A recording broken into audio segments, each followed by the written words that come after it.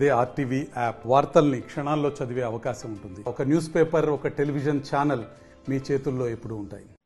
అందరికీ నమస్కారం. Srikakulam parliament నియోజకవర్గంకి parliament అభ్యర్థిగా తెలుగుదేశం, జనసేన, బీజేపీ బలపరిచినటువంటి అభ్యర్థిగా ఈరోజు నేను నామినేషన్ దాఖలు చేయడం జరిగింది.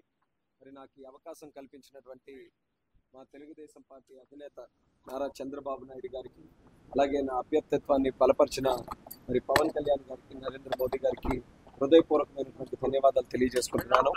నాకు గత 2 పర్యాయాలు కూడా 16th లోక్సభ, 17th లోక్సభ కూడా నేను పోటీ చేసి గెలిచి ఈ శ్రీకాకుళం జిల్లా ప్రజల తాలూకా ఆశీస్సులతో పార్లమెంట్ సభ్యుడిగా కొనసాగడం జరిగింది.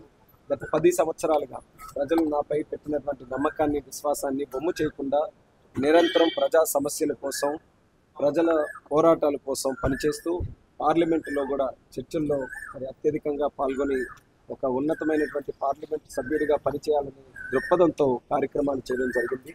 మళ్ళీ ఈసారి తెలుగుదేశం పార్టీ అభ్యర్థిగా శ్రీకాకుళం జిల్లా ప్రజలందరూ కూడా ఆశీర్వదించాలని హృదయపూర్వకంగా వాళ్ళందరికీ కూడా కోరుకుంటున్నాను. మరి 10 సంవత్సరాలు చేసినటువంటి నా 10 సంవత్సరాల ఎంపీ కాలంలో ఒక 5 సంవత్సరాలు ప్రభుత్వంలో ఉన్న ఎన్నో కార్యక్రమాలు మా శ్రీకాకుళం జిల్లాకి చేయగలిగాం. మళ్ళీ 5 సంవత్సరాలు ప్రభుత్వం లేనప్పటికీ ప్రతిపక్షంలో ఉన్నటువంటి పార్లమెంట్ సభ్యుడిగా ఎన్నో పోరాటాలు చేస్తూ ఎన్నో కార్యక్రమాలు కూడా మళ్ళీ శ్రీకారం చుట్టడం జరిగింది.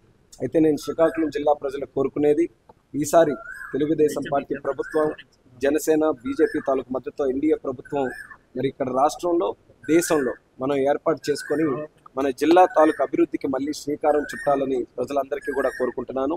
నా వంతుగా ప్రత్యేకంగా నా శ్రీకాకుళం జిల్లా ప్రజలందరికీ కూడా ఒక హామీ ఇస్తున్నాం. మరి ఈ జిల్లాలో ఉన్నటువంటి సాగునీటి ప్రాజెక్టులు పూర్తి చేయాలి, నదులు అనుసంధానం చేసి శివారు ప్రాంతాలు ఇచ్చాపురం నియోజకవర్గంలో ఉన్నటువంటి రైతులకి కూడా 2 పంటలకి సాగునీరు అందించాలనే ప్రయత్నం ఉంది.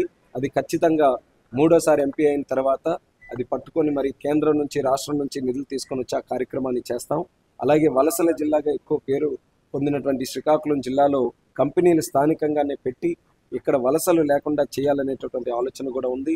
దానికి కూడా ఖచ్చితంగా రాబోతున్నటువంటి కాలంలో ఇండస్ట్రియల్ పార్క్ కానీ, స్పెషల్ ఎకనామిక్ జోన్ కానీ, అలాగే పెట్టుబడులు కానీ మన జిల్లాకి తీసుకొని వచ్చి యువతి యువకులు ఇక్కడే చక్కగా ఉద్యోగాలు చేసుకునే అవకాశం కల్పిస్తానని కూడా వాళ్ళకి హామీ ఇస్తున్నాను.